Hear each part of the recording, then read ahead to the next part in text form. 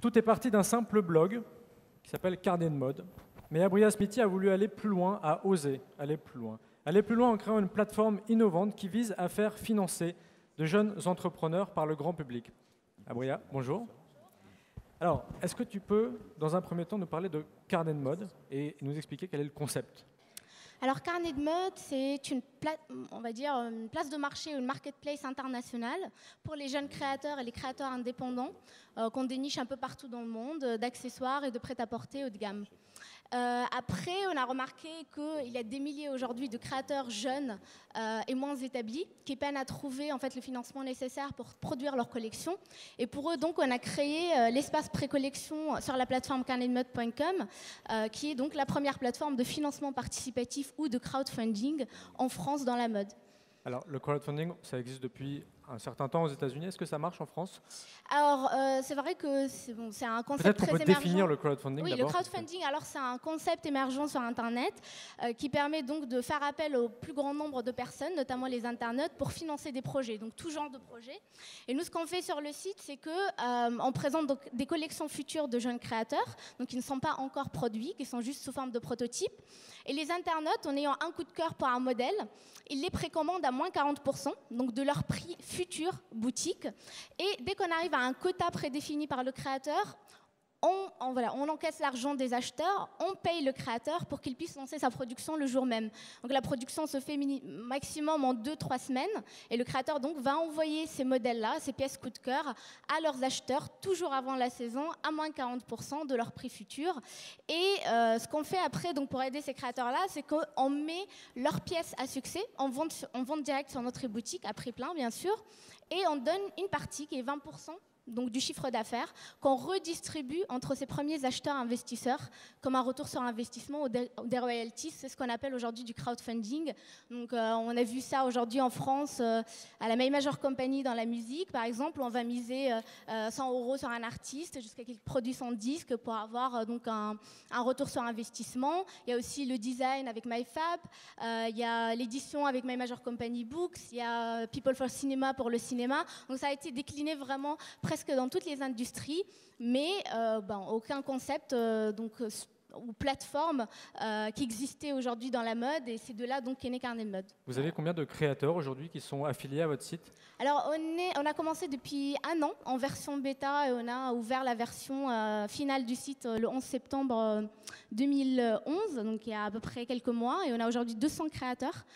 Internationaux et français surtout, et donc des centaines de collections futures et actuelles sur le site d'accessoires et de prêt-à-porter. Et nous avons pu donc ouvrir aussi la version anglaise du site pour s'attaquer à un marché international beaucoup plus grand, et j'avoue qu'il est plus mature en termes aujourd'hui de culture de jeunes créateurs, beaucoup plus mature que le marché français.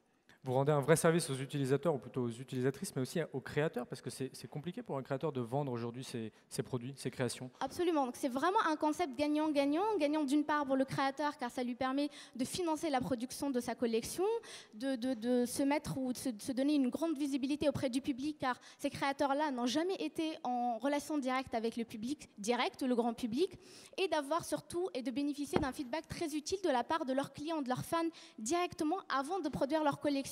Et gagnant d'autre part pour le consommateur, car ça lui permet donc d'accéder à des pièces uniques, donc de jeunes créateurs très talentueux, à prix très avantageux, parce que moins 40% sur un prix futur ou une collection future, c'est du jamais vu jusqu'à aujourd'hui.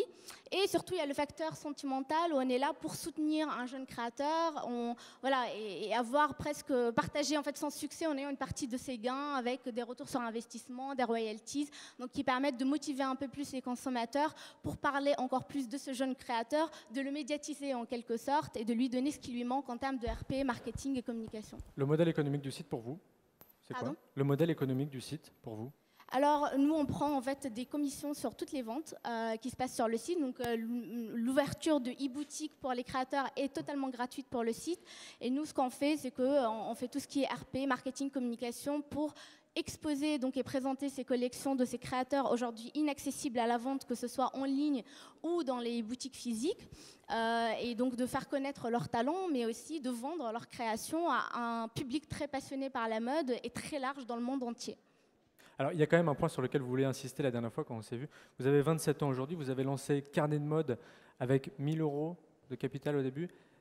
C'est voilà, c'est ça, c'est une succession de galères en fait de lancer une entreprise, une start-up aujourd'hui. Bah, je pense comme 98% des entrepreneurs aujourd'hui, surtout en France, c'est une grosse galère. Moi, j'étais diplômée en 2009 de l'ESCP et j'ai travaillé rapidement au sein du groupe L'Oréal et dans un site de vente privée. Donc, c'était des expériences professionnelles très rapides pendant 2 ans. Et j'ai pris voilà, la décision un peu surprenante de me lancer directement dans une aventure assez risquée quand même, parce que j'avais pas les fonds propres pour, voilà, pour commencer un site e-commerce et d'oublier le salaire confortable, la vie confortable qu'on avait.